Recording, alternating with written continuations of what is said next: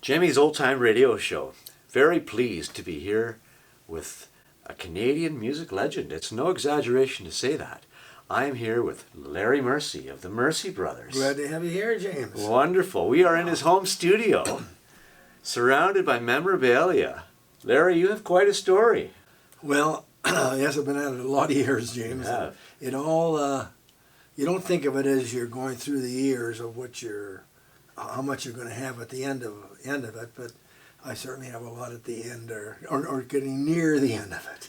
I just grabbed Larry's book here. This is my signed copy that I've got from Larry, and I really like the subtitle, My First 60 Years Making Music. I'm looking forward to your next 60 years of making music.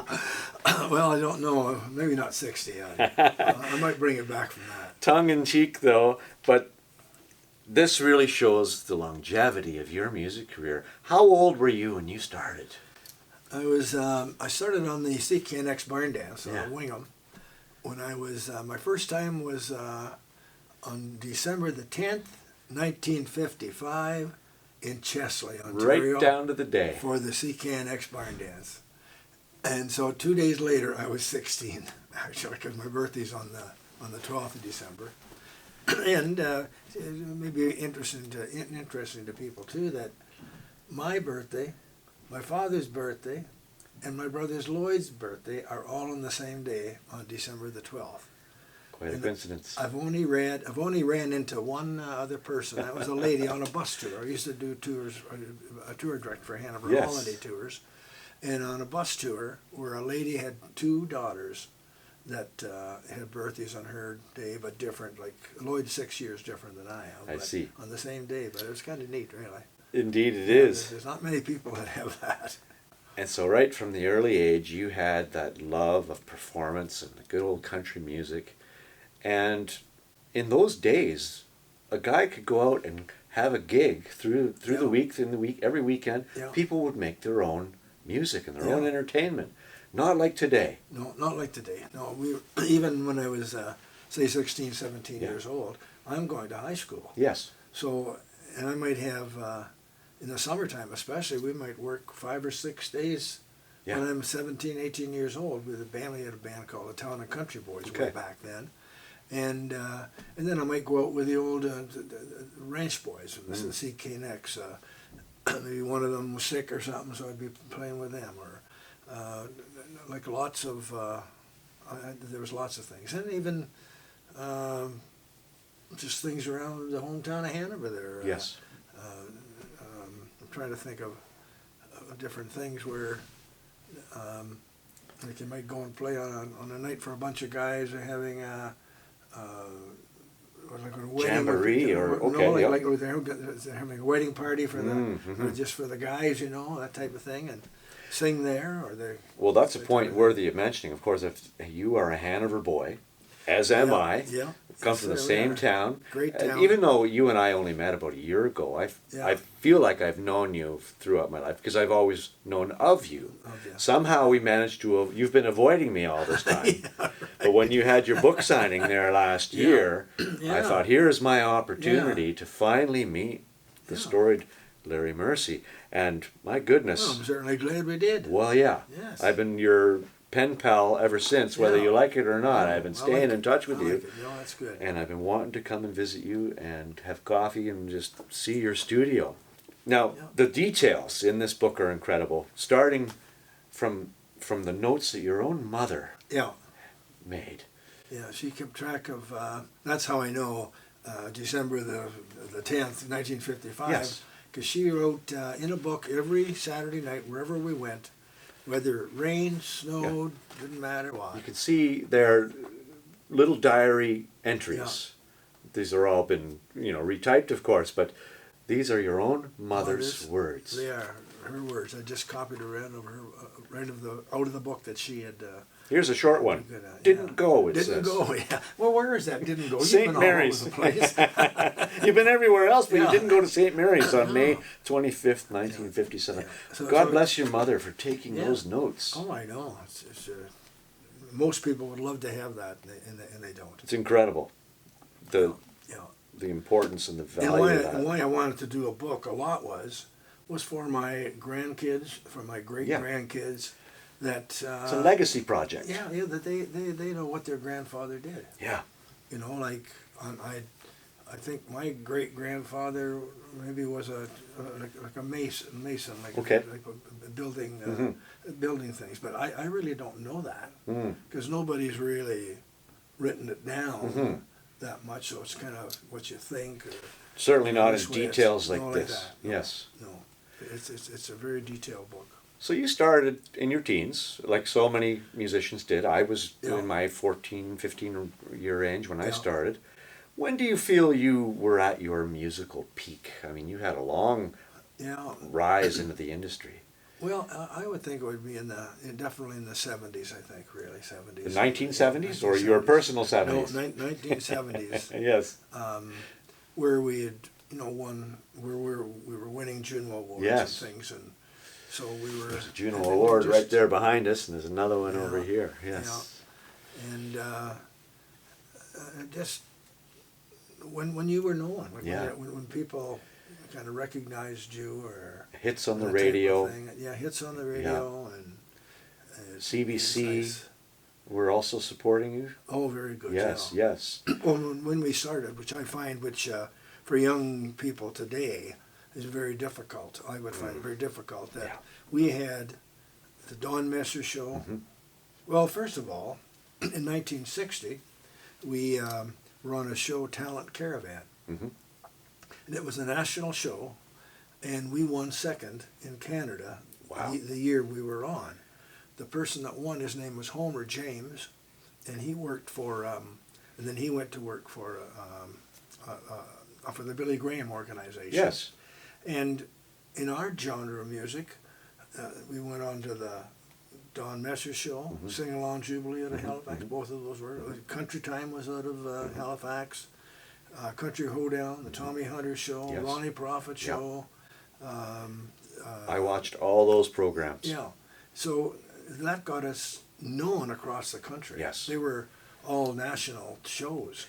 So there just isn't that today where young people can go on a variety show. What variety show do you know? Well, now you have your YouTube channel. Like I have a YouTube channel. Like so many millions of people have a YouTube channel. But unless you've been to my YouTube channel, you don't know about it. But back in those days, there was only 2 or 3 channels on the television. You turned it on, and there were the Mercey brothers after singing. The hockey game was always Country Time. In Halifax. It might be preempted a little bit if the game went long, but we'd always kind of hope that the game didn't go too long. To me, those are the golden ages of television. You know, the Lawrence Welk show, the Carol Burnett show, the Ed Sullivan, and there's some American stuff there.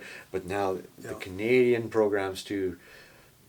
Yeah, it was a better time for music. No, I think we grew up at a great time. We were very lucky to be in it like that. Indeed. What do you like to listen to now? I listen to a lot of bluegrass. Bluegrass, yeah. I have a Sirius radio in my car, and I listen to a lot of bluegrass because a lot of it, I don't really, there's certain times I listen to it more because it's a little more up to date today. And I think that the music is more like the old country used to be, that I can hum with, and I know the tunes. And people will ask me, on some interviews, how do you like the new country? And I'll say I really don't listen to it very much. I like classic country music, so on Sirius radio or something like that, I listen to Willie's Place or bluegrass music or something. But the Mercey brothers at one time were new country. Interesting. Somebody was just like me, doesn't listen to the Mercey brothers because they're new country. They're not Wilf Carter. Yes. They're not Hank Snow. You mentioned that in your book. You do it, and that's and I think the things that my dad said to us too. I don't know if it's in the book or not, but where our dad used to say to us, always remember, somebody come before you and somebody coming after you. So in other words, don't get your head too big because at some point or other, you're not going to be as big as what you were at one point because somebody new's coming. You were very blessed to have that success, out of all the bands that have ever been formed. Only a small percentage that's really, achieve any notoriety at all. Yeah. So it's yeah, it's worthy of congratulations indeed. Well, thank you. Yeah. We were feel very blessed. Really. Yeah. You traveled. Saw a lot of stuff in different countries. Yeah. To Finland and Yeah. and Sweden, Germany, Holland, England. Yeah. So we were able to travel quite a bit, and all across Canada, every province of Canada. Yeah. And you detail it in your book, day by day, show by show, month and years go by in this book, in incredible detail.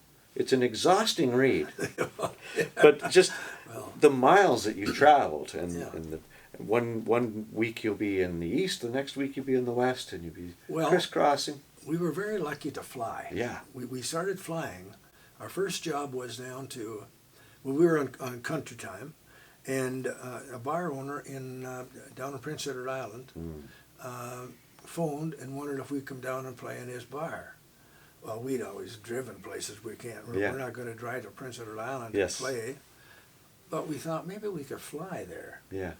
So Myron Bell was the fellow's name, Myron Bell. I'll never forget him. And this is before the bridge, too. This is before the bridge. Yes. There was ferries here. So we flew into, because we could fly in there Sunday night, and fly back out on a Sunday and play in London or wherever it might be the next Monday. Like no problem. You weren't losing any work. Yes. And the first time we flew into Prince Edward Island, Charlottetown, there was no rent-a-cars. There was no rental places at all. And I remember Myron picking us up at the airport, and we've got maybe 28 pieces of equipment. We were flying our PA system, lights, and everything at that point. And we said, how can we get our stuff to your bar? And he said, well, I saw a guy around here with a half-ton truck. He says, well, I'll go and ask him whether he can take your stuff in. You want to be a roadie. So he asked this guy, and he said, yeah, he'll take the stuff in. We loaded on the truck, and away goes the guy with the truck. And Myron's standing in his pocket looking for his car keys, and he said, don't worry, boys. He said, there's no bridge off here. They'll be there. It's going to be on the island somewhere. We're thinking, there goes that guy with our equipment. And we don't even know who he is. Yes. Myron doesn't know who he is. He's just a guy with a pickup truck. Get there, the pickup truck's backed up to the door. Yeah. And the next time we flew in there, we rented, we had to rent a trucking company to get our stuff in the airport. Yeah. And then finally, of course, they did get budget rent-a-cars and stuff like that at Charlotteport Airport too. Yeah. So that got us flying. So what I was getting at there was that by flying, I remember playing, actually it wasn't Prince Edward Island, let's say Friday night. Saturday night we played in Nova Scotia someplace. Yeah. And on Sunday we played in Rostern, Saskatchewan. Yeah. Because you'd have the maybe a 3-hour time change. Yeah. And that 3 hour meant a lot. It does. You could get up and fly out of there, and how many hours it might take, 3 or 4 hours to fly there. You might sleep a little on the plane. I could sleep good on the planes and stuff like that. And get there and then drive maybe 100 miles up to, flying to Saskatoon probably, and drive up to Rostern after that. Yeah. And get there and play the show. And you couldn't do that by driving. No. So it was, it worked very well for us. Mm-hmm. And we would often be in and out of the airport before other people. We would, couldn't do this the day after 9/11. We used to drive our truck down underneath the Toronto airport, load our own container. Wow. And they would, I don't know how they did it back then, they'd call or however they would wire Calgary and say the Mercey Brothers container number is number 944. They'd like it pulled to the commissionaire's gate. When they get there, often we get there, we all had our own job. I would maybe go rent the truck, and maybe Lloyd would go and make sure that the baggage is being sent to the commissionaire's gate or whatever. And we'd have the rented truck, would get her, unload her container, and maybe go to the airport for other people to hear the suitcases. Couldn't do that nowadays. You couldn't do her. So, I have really enjoyed reading your book, Larry. How can folks get a copy of your book? Well, they can get it directly from me by contacting me at my email address. I'll put the email address in the description. Well, yeah, okay, yes. It's LarryMercey40@gmail.com. Very good. And then I can, there's always postage on the stuff. Yes. Yeah, but they can give them a price for different places, you know, basically. And then there's a few stores that carry it too. Yes. Fincher's books in Kincardine and Godrich. Holst's in Hanover, where I live. Holst's Yeah, they have it. And A&R Music in Walkerton, yeah. And Holst there as well. There's a few different places. It's a good read. If you are interested at all in the Canadian music industry and the history of it, in those country formative years from the 50s and 60s into the 70s, I've read a few biographies from that time period. Hank Snow, Stompin' Tom Connors, Anne Murray. And this is another pinnacle book for that collection, just detailing what it was like to work in the music industry with those. It's not all about the Mercey brothers either. There's different things about different people. You know, it's like Terry Crease and Marie Bottrell. Yeah. We actually started them, I guess, and different things that happened. Your recording studio in Elmira, quite a story about that. Yeah, there's a lot in that book. Fantastic. I've had really very good response from people who read it, and a lot say it does make them tired, all the traveling we did. It really shows how hard you worked. I mean, it's to somebody that doesn't work in the industry, it just seems like a life of glamour. You know, they fly around, but you loaded in your own gear, you set up your own stages, you even brought your own light systems, you were saying, and you worked the craft. Yeah, we did. Did you want to show around the studio a little bit? Sure, if we can do that. I start over here, maybe. This is my favorite award, I think, that we've got. It's a C.F. Martin Guitar Award, which is now called the what is it called now? It's called a Lifetime Achievement Award now. But if I'd have got that today, I'd be very happy with that. And this is a Big Country Award. This is for producer of a song called Windship for Terry Crease. And that was a Lifetime Achievement Award, the Ontario Country Music Association. And that's a picture of my trio. Yes. There. My trio there. This is something you're rather proud of, too. Yeah. This is the Hall of Fame medal. And this is on the back. Larry Mercey Brothers, 1989 is when we got that. Had that on. And right beside here is a poster where we played in Finland. And we were the headliners there. There was in Canada, we were from Canada, and Doyle Hawley from U.S. under us. And they had flags flying up there. Yes. And all in a row like that. And it was neat to see the Canadian flag right on the top, underneath the American, and showing them up right above it. And that. So it was kind of neat. And then, your studio. As we kind of go around here a little bit, I can show a couple of things. This is my 70th birthday party this year, where people signed it. Nice. And a couple of different of our album covers. And this car thing here, tooling, we played in the ladies' penitentiary in Kingston, and for playing there, they presented us with that, which was kind of neat. And something I learned there, I don't know if it would be of interest to people, I don't know, but when we were playing, we like you saw the girls that were with their tobacco cans and whatever, and the next, say that was on a Friday, on the next Monday we were still playing in Kingston, and we went down at night, and here right at the front table was one of the girls from the prison with two other ladies. And what they do when a person has been in prison for a long time, maybe the girl was in a long time, they take them out. Before they're going to get out, they take them out to different places because cigarettes have gone up. They're not used to opening doors and closing doors and things like that. So it's kind of neat to see this girl that we just played for in the bar that time. Getting reintegrated into society. It kind of showed us that of how they do it like that. Wow. So that was kind of neat. And I love this black and white photograph too of the band. Over here, yeah, that was taken in Guelph at the King Eddie Hotel, I think, when we played there. And to its right is the scene from the Elmira studio. As you can see, I haven't changed at all. Not a bit. Right. I haven't changed at all. I love the wear on the drum heads. It shows how you guys worked the craft. Yeah. Every one of those stick marks was earned. Yeah, that's right.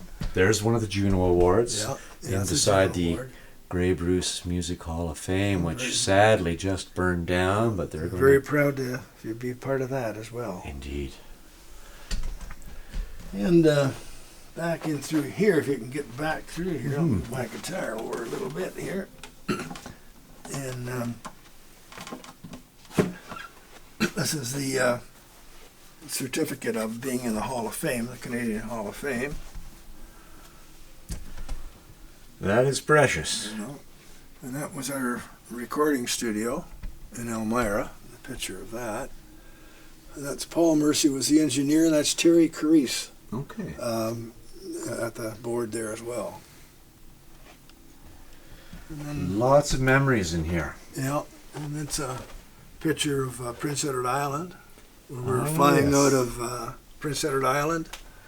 We did a commercial for a company called Peerless, and they were the Coke distributor in Prince Edward Island. And they gave us these outfits, and we flew home with those on. Pretty flashy. So I think people would be kind of looking at that, wouldn't they, and stuff. But you always did dress up. You folks, like here's another example.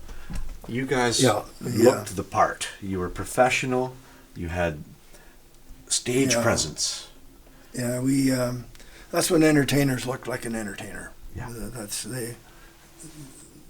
From those pictures like that, they knew what you did. Yeah. For sure. Yeah. And then just different things here, I guess, a little bit, but we got into the Bruce and Gray Music Hall of Fame. Yeah. And then other things are different songs that the Mercey brothers owned in, like in publishing companies and stuff like that. Yes. Songs that we did. How many songs do you think you wrote over the years? Not a lot, but I would think probably. Well, I think I'm right around maybe 129 or something. Mm-hmm. Not that we really picked our music. Like we always didn't do something we wrote. If there's a better song, you wanted the best song you could get. Mm-hmm. The best song you could get. Yeah. And that's what, so we. If you look at our albums, there's not a whole lot of songs that the Mercey brothers wrote. We want the best song. Studio time is expensive, and each record is like you described earlier, it's like a slot machine. You want to put the best chance you can. So you just keep pulling that handle. Keep putting out those songs. You want a hit song. How many number one songs are there a week? Yeah. One. Mm. All of those songs. So, and we probably had, I don't know, maybe half a dozen or 10 number ones. Excellent. So, look, you got to have a good song to have that. Indeed. You can't always think that you got the best song. You wrote the best song. You want to make sure you got the best song. The best interpretation of it too. Yeah. Yeah, to do it. Yeah. I don't want to say that I'm going to retire. Yeah. Like I don't. Well, you have gigs coming up this summer. Yeah, I do. Yeah, and I'm 82, which is not. Actually, I look in the mirror sometimes and I think, why would anybody want to go out and hear that old guy? See, but I really have told Tommy Hunter this, that I really respect I talk to Tommy every couple of weeks, and how much I respect him for. He's going out on his birthday in his hometown of London. And he was 75 years old. Stopped. He retired, and that's all he did. That was the end of it. Mm-hmm. Where you get other people will have their last tour, then their last tour, and then their last tour. You know, if you're gonna do that, don't say you're going to retire. So I don't want to say that I'm going to retire because I don't. Well, the hands are still working. The hands are still working. The voice is still there. Sing. Yeah. So why would you stop? And I got some great guys that play with me. And it makes you feel good. I don't know if I could ever stop until I can't do it anymore. Yeah. No. I'm very lucky. My hands. Yeah. I've got friends that can't play anymore, and the reason they can't play anymore, they got arthritis in their hands and so on, and so when I don't have that, it's a God-given gift.